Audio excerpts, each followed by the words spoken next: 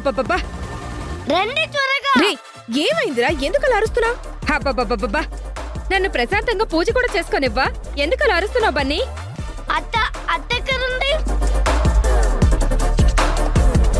ఏంటి బన్నీ? అత్త, నువ్వు రేపు షెఫ్ కాంపిటీషన్ కి సెలెక్ట్ అయ్యావని మెసేజ్ వచ్చింది అత్త.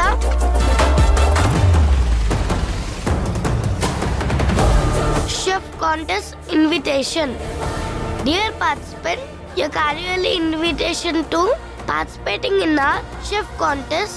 Reporting time 10:30 a.m.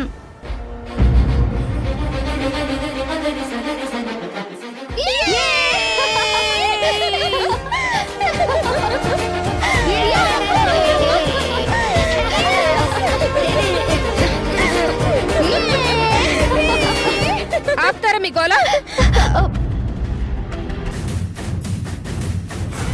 అక్క కోపం ఇంకా తగ్గినట్లేదు, ఇంకా బుసలు కొడుతూనే ఉంది.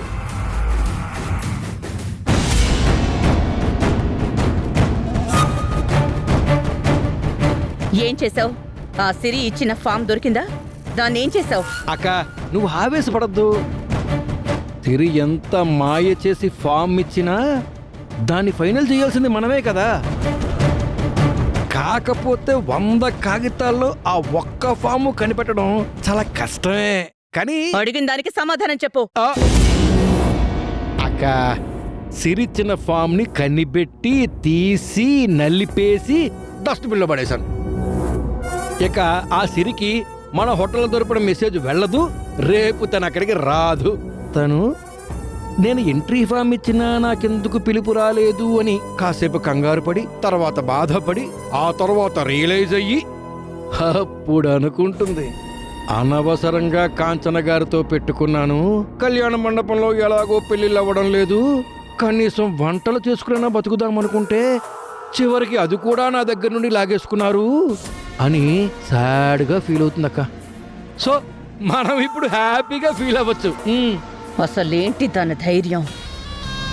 ఏం చూసుకుని అంత పొగరు? ఏం లేదు కాబట్టే అక్క. పోగొట్టుకోవడానికి ఏమీ లేనప్పుడు మిగిలేది ధైర్యం, తెగింపు, పొగరు. అవి కూడా లేకపోతే ఎప్పుడో ప్రాణాలు తీసేసుకునేది. సరే వదిలే.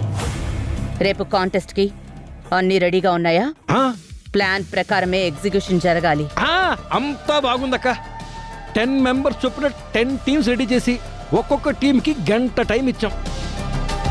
ఒక టీం తర్వాత ఇంకొక టీం కాంటెస్ట్ రన్ చేస్తాం. Okay, very good. అక్క కాకపోతే ఒక చిన్న ప్రాబ్లం ఉందక్క. ఏంటది? అంటే అక్క అది మొత్తం 100 మంది, కానీ అందులోంచి సిరిని తీసేసాం కదా. ఇప్పుడు 99 మాత్రమే ఉంటారు కదా. మనం మీడియాకి ఇచ్చిన లిస్ట్లో 100 అని ఉంది కదా. ఒకవేళ అదేమైనా ప్రాబ్లం అవుతుందేమో. ఏ ప్రాబ్లం అవ్వదు.